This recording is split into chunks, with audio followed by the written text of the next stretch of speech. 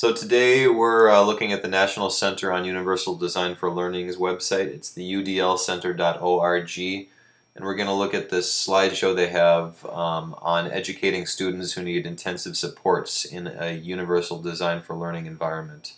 Let's take a look.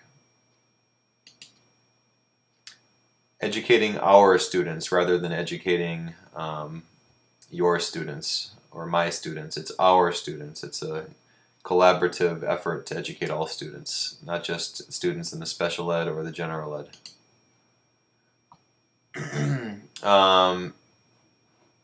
So it says in this slideshow they're going to talk about historical content, today's content, definitions, supports, curriculum, concepts, UDL principles and examples, acknowledgement. Special education is not a place, network of services and supports IEP team determines. So it's not just a classroom. Special education can occur anywhere in the building. It can be in the general education setting, along with the special education environment. It can be in any part of the building. Our kids in today's classroom, it says today 57% of students with disabilities spend more than 80% of their day in the general education classroom. And improving general education teacher skills is a linchpin to improve outcomes for students with disabilities. It's pretty impressive that 57% of students with disabilities spend more than 80% of their day in the general ed classroom. Low incidence disabilities include blindness, low vision, deafness, hard of hearing, deaf blindness, severe intellectual disabilities, severe physical impairments, multiple disability, and autistic spectrum disorder. I wonder if low incidence, what does that mean? If it means a low incidence in behavior? I kind of find that surprising, but maybe that's not what they mean.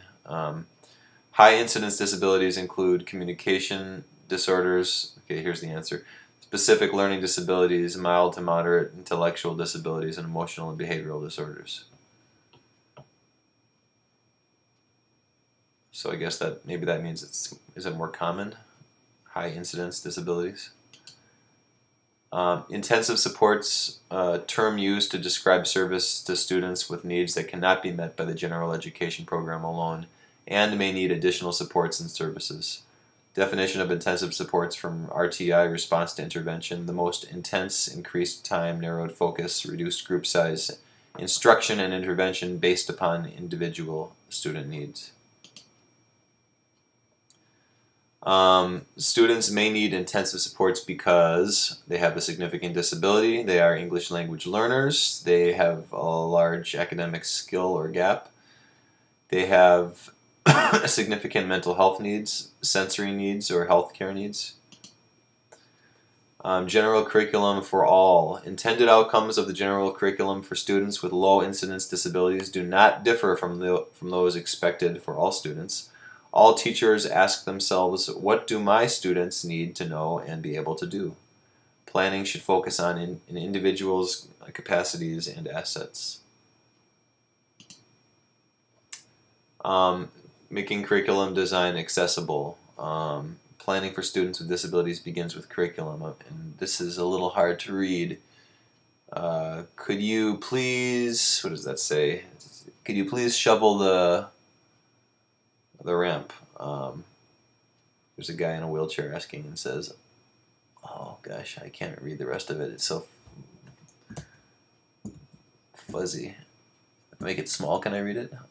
All these other steps are waiting to use the stairs. All these other kids are waiting to use the stairs. I can't read the rest. Well, you gotta shovel the ramp, I guess. Bottom line, you gotta take care of clearing a path for people with special needs. Clears the path for everyone. Okay, that makes sense. Clears the path for everyone. Universal design for learning is a framework for designing curricula that enable all individuals to gain knowledge, skill, and enthusiasm for learning. UDL provides rich supports for learning and reduces barriers to the curriculum while maintaining high achievement standards for all students. UDL for all students. In our 21st century schools, the mix of students is more diverse than ever. What's in it for me, you ask? Don't we all? UDL, Universal Design for Learning, can help reduce time required for making modifications and accommodations. It can provide flexible instructional material, techniques, and strategies that help differentiate instruction to meet varied needs. It can increase student engagement in the classroom. It can address the diversity of learners at the point of curriculum development rather than retrofitting to help educators develop curricula that truly leaves no child behind. Differentiated instruction, DI, is to recognize students' varying background knowledge, readiness, language, preferences, and learning and react responsibly. The intent of DI is to maximize each student's growth and individual success by meeting each student where he or she is and assist in the learning process. Universal design for learning calls for the design of curricula for the needs of all students in mind so that methods, materials, and assessment are usable by all. Differentiated instruction. To differentiate instruction is to recognize students' varying backgrounds, knowledge, readiness, language preference in learning and interests, and to react responsibly. The intent on differentiating instruction is to maximize each student's growth and individual students' success by meeting each student where he or she is in the learning process. Differentiated instruction begins with the student.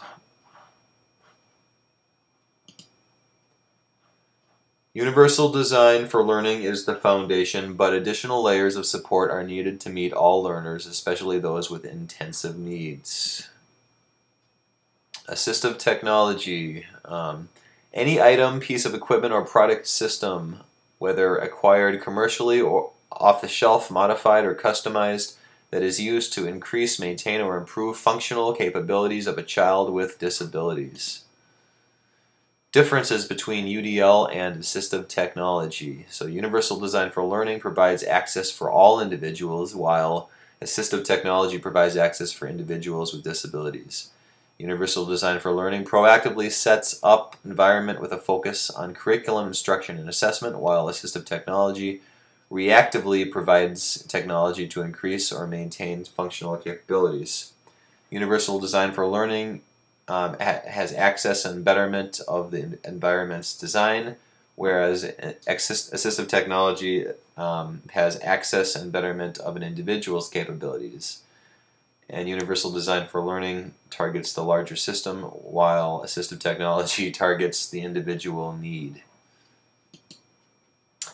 Basic differences of Universal Design for Learning and assistive technology. And this is kind of more of the same what we just went over. Take a look at it. You can pause the slide here if you'd like. I'm going to keep going. Basic similarities of UDL and AT. So both of them utilize problem-solving process. So AT is assistive technology and UDL is Universal Design for Learning. Both utilize various forms of modern technology, both related to individuals with disabilities. Both UDL and AT are focused on providing access, increasing participation, and improving outcomes. Some students will still need assistive technology. If I need it, whatever the tool is to complete a task, then it is assistive technology for me and should be specified in my IEP, my individual education program. For example, students who are blind with Braille supports page turner for students with high-level SCI. What does SCI stand for? Significant cognitive impairment, maybe? What is accessible instructional material? AIM, accessible instructional material. Okay, so the Federal Individuals with Disabilities Education Improvement Act, IDEA, 2004, Final Regulations, Section 300.172, accessible instructional materials requires local educational agencies LEAs, local educational agencies, to ensure that children with print disabilities who need instructional materials in specialized formats like Braille, large print, audio, or digital text receive them in a timely manner.